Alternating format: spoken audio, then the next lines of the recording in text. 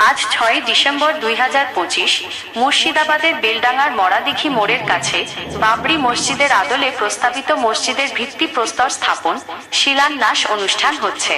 সদ্য তৃণমূল থেকে সাসপেন্ড হওয়া বিধায়ক হুমায়ুন কবির এই অনুষ্ঠানের উদ্যোগ নিয়েছেন।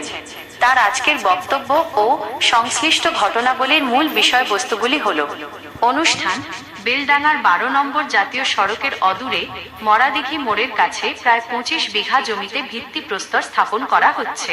তিনি ঘোষণা করেছেন যে এখানে শুধু বাবরি মসজিদ হবে না, একটি ইসলামিক হাসপাতাল, বিশ্ববিদ্যালয়, পার্ক এবং একটি হোটেল রেস্তোরাঁও তৈরি হবে। অতিথি ও প্রস্তুতি: হুমায়ুন কবিরের দাবি প্রায় 3 লক্ষ লোক সমবেত হবেন।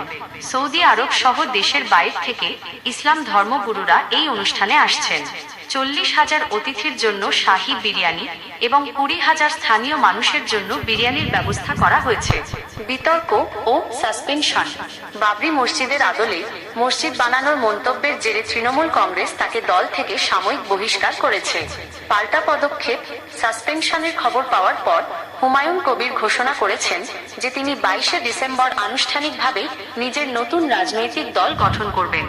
তিনি তৃণমূলের বিরুদ্ধে তাকে অপমান করার অভিযোগ তুলেছেন এবং বলেছেন যে বাবরি মসজিদ করার কথা বলাতেই তাকে সাসপেন্ড করা হয়েছে। আইনি অবস্থান: এই শিলান্যাস অনুষ্ঠান আটকাতে কলকাতা হাইকোর্টে মামলা হলেও হাইকোর্ট এতে হস্তক্ষেপ করেনি। হুমায়ুন কবির জানিয়েছেন যে তিনি আইনের প্রতি শ্রদ্ধাশীল এবং দেশের সংবিধানে ধর্মাচরণের অধিকার সকলের আছে। এই বিষয়ে তার বক্তব্য ও অন্যান্য তথ্যের উপর ভিত্তি করে খবরগুলি প্রকাশিত হয়েছে। আপনি কি হুমায়ুন কবিরের নতুন দল গঠন নিয়ে আরো জানতে চান?